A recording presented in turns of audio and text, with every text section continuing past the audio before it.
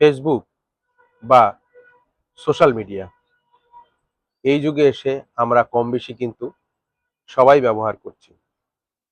এখন এখানে প্রশ্ন হলো, এই প্ল্যাটফর্মে সবকিছুই কি প্রকাশ করার দরকার আছে, নাকি কিছু জিনিস নিজের কাছে রাখাই ভালো? এই যেমন ধরুন, আপনার বা আমার কেউ খুব অসুস্থ, তো পারিবারিকভাবে বা নিজেদের আত্মীয় স্বজনের মধ্যে সেই জিনিসটা জানানো একান্তই দরকার। সেটা আমরা যে কোনো ওয়েতেই জানাতে পারি।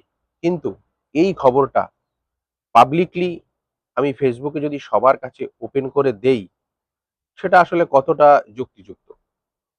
খবরটা শুনে হয়তো কেউ আন্তরিকভাবে দোয়া করবে, কেউ দুটো কমেন্ট করবে, কেউ শেয়ার করবে, কিন্তু কেউ হয়তো বিরক্ত হতে পারে যে এটা একজনের পার্সোনাল বিষয়, সেটা অন্য কাউকে বা পাবলিকলি এভাবে ওপেন করার কি দরকার আছে?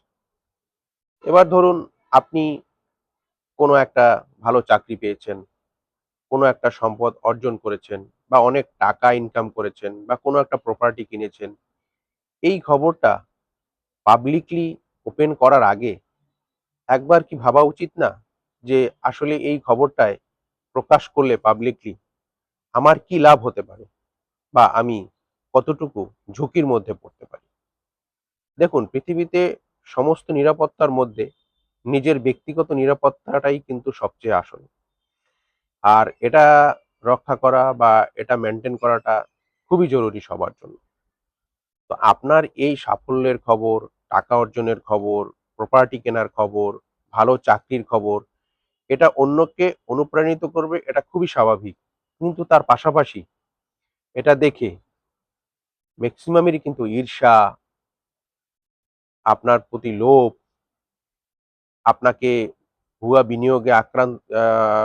বিনিয়োগের জন্য আপনার জন্য চেষ্টা করা, আপনার সামাজিক এবং পারিবারিকভাবে ক্ষতি করাটা, এটা কিন্তু খুবই একটা গুরুত্বপূর্ণ বিষয়, যেটা আমরা অনেক জায়গায় দেখতে পাই।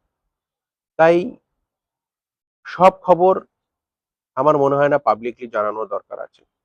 সব সাফল্য কাউকে জানানোর দরকার নেই সবাইকে। সব অর্জন সবাইকে দেখার দরকার নাই। ইভেন কি সব কষ্ট সবার সাথে শেয়ার করার কোনো দরকার নেই।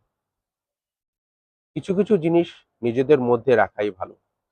কারণ নিজের নিরাপত্তা, নিজের সন্তানের নিরাপত্তা, পারিবারিক অবস্থান, সবকিছু দৈনন্দিন রুটিন, এত কিছু পাবলিক